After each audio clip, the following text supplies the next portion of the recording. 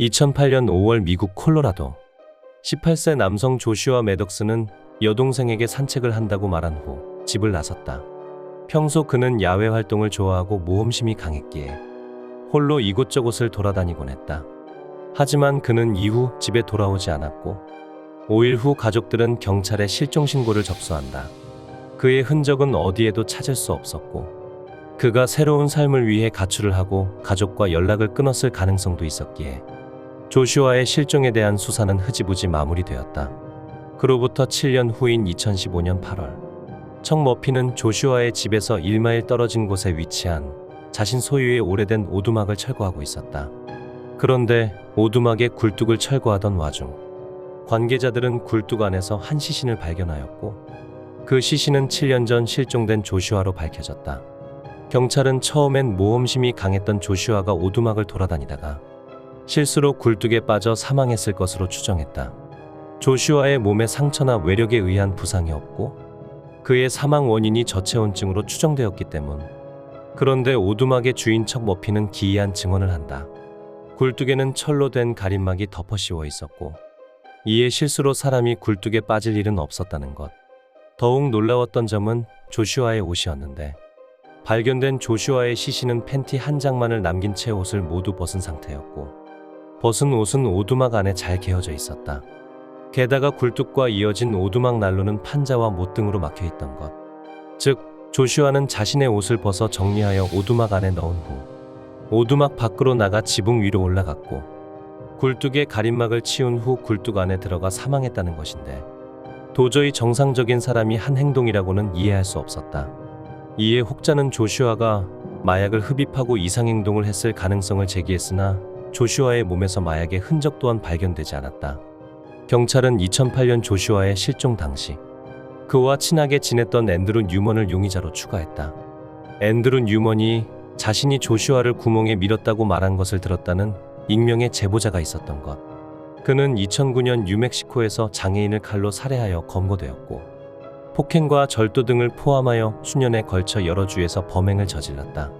조슈아와 같은 고등학교에 다녔던 앤드루는 그처럼 음악을 좋아하는 소년이었고 앤드루는 사건 당시 조슈아에게 같이 뉴멕시코에 가자고 권유했지만 거절당한 것으로 알려졌다.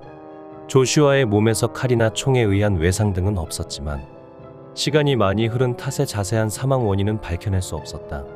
이에 조슈아가 살해되었다는 명백한 증거를 찾지 못하고 사건은 미제로 남게 되었다. 2000년 10월 12일 미국 텍사스 은행원이었던 48세의 메리 루 모리스는 남편에게 인사를 하고 출근했다. 하지만 그녀는 직장에 출근하지 않았고 전화도 받지 않았으며 그대로 사라져버렸다. 비슷한 시각 그녀의 집에서 5km 떨어진 곳에서 자동차와 함께 까맣게 타버린 시체 한 구가 발견되었는데 그 시체가 사라졌던 메리 루 모리스로 밝혀졌다. 그녀의 시체가 너무 심하게 훼손된 탓에 경찰은 정확한 사망 원인을 밝혀내지 못했고 그녀의 죽음은 자살로 마무리되는 듯했다. 그런데 그로부터 3일 후인 10월 16일 가까운 장소에서 시체 한 구가 발견되었다. 그녀의 신원을 확인한 경찰은 경악하였는데 그녀의 이름 또한 메리 모리스였던 것이다. 피해자는 39세 여성 메리 맥기니스 모리스. 간호사였던 그녀는 한 직장 동료 남성으로부터 최근 몇 건의 살해 위협을 받은 것으로 드러났다. 메리의 책상을 어지럽히거나 그녀에게 죽음을이라는 메모를 쓴 동료 남자. 메리는 남편인 마이크에게 보호를 요청했고 그녀는 남편으로부터 총을 받아 차 안에 두기도 했다. 그러나 얼마 후 메리는 숨진 채 발견된 것. 검시관은 그녀가 구타를 당한 후 총에 맞아 사망했다고 결론 내렸다. 경찰은 메리를 위협했다는 동료와 남편인 마이크 2명을 범인으로 의심했는데 남편을 의심했던 이유는 메리가 친구와 불륜을 저질러왔고 그 때문에 결혼 생활에 문제를 겪었기 때문이었다. 게다가 그녀의 앞으로 70만 달러에 달하는 생명보험까지 가입되어 있었다. 남편 마이크는 사건 당시 딸과 함께 영화를 봤다고 주장했지만 그는 거짓말 탐지기 검사를 거부했고 딸이 경찰과 인터뷰하는 것도 허락하지 않았다. 한편 메리의 시신에서 결혼 반지가 사라졌는데 3일 전 사망한 메리 루 모리스의 시신에서도 결혼 반지가 사라졌었다. 프로파일러들은 이것이 청부살인의 수법이라고 주장했는데 청부살인자가 의뢰인에게 타겟을 죽였다는 증거로 타겟의 물건을 의뢰인에게 보여준다는 것. 메리 루 모리스와 메리 맥기니스 모리스는 외형도 비슷하고 이름까지 똑같은 탓에 청부살인자가 실수로 죽여야 될 사람이 아니라 다른 사람을 죽인 것으로 판단했다. 또한 메리의 사망 당시 마이크가 메리에게 전화를 걸어 4분간 통화한 내역이 발견되었는데 이것은 사건 현장에 남아있던 청부살인자에게 살인이 완료되었는지 확인하러 건 것이라 추정하였다. 하지만 마이크는 변호사를 선임하고 범행을 완강히 부인하였으며 메리의 동료에게도 직접적인 살인의 증거는 발견되지 않으면서 사건은 현재까지 풀리지 않고 남아있다. 1947년 1월 미국 로스앤젤레스. 공원을 산책하던 사람들은 한 젊은 여성의 시신을 발견했다. 시신의 모습은 경악스러웠는데 온몸에 푸른 멍이 가득했고 요추가 절단되어 상반신과 하반신이 분리되어 있었으며 팔은 위로 올려져 있었고 하반신은 벌려져 있는 상태였다. 입은 양쪽으로 귀까지 모두 찢어졌으며 내장은 모조리 적출당하고 혈액 역시 한 방울도 없었다. 조사 결과 피해자는 할리우드의 배우 지망생이었던 22세 여성 엘리자베스 쇼트로 밝혀졌다. 검사 결과 쇼트의 사인은 뇌졸중과 흉터로 인한 과다출혈, 성폭행의 가능성도 제기되었지만 몸 어디에서도 정액은 없었다. 그녀는 살해당하기 일주일 전부터 완전히 실종되었는데 경찰은 이 기간을 잃어버린 일주일이라고 칭하고 이동안 쇼트가 어디에 있었는지 찾아보려고 했지만 결국 찾지 못했다. 다만 쇼트가 실종된 지 얼마 되지 않아 살해당했음은 확실했다고 한다. 쇼트는 어린 나이에 배우가 되기 위해 집에서 나와 혼자 돈을 벌었으며 약혼도 했었지만 약혼자는 제2차 세계대전에서 전사하고 말았다.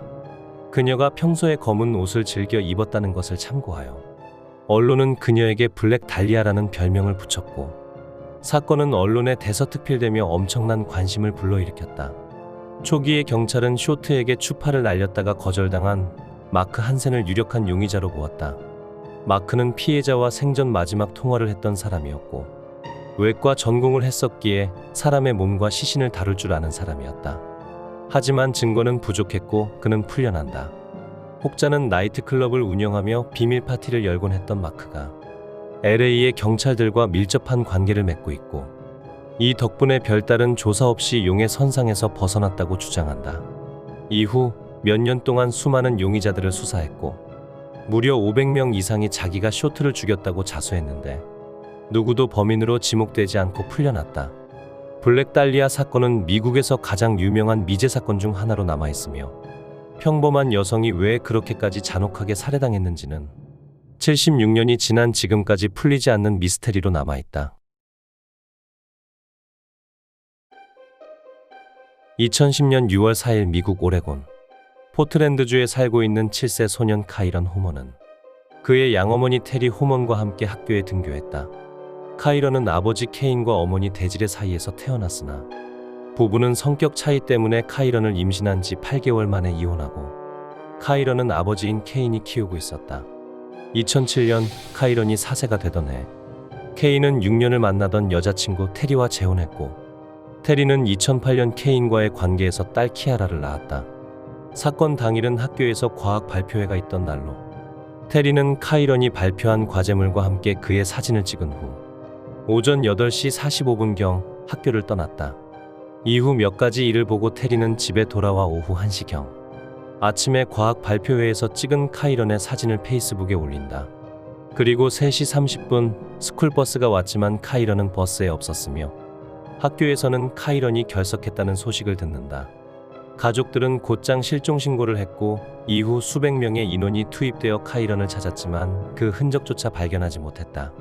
경찰은 카이런이 납치 혹은 살해당했을 가능성을 제기했고 이에 가장 강력한 용의자로 양어머니 테리를 지목했다.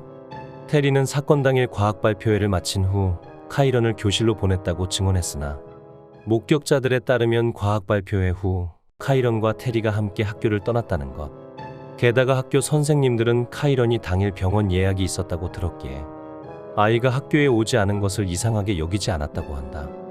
테리의 주장에 따르면 그녀는 카이런을 학교에 보낸 이후 몸이 안 좋은 딸의 약을 사기 위해 두 가게에 들렸다고 하며 딸을 안정시키기 위해 얼마간 드라이브를 했다고 한다.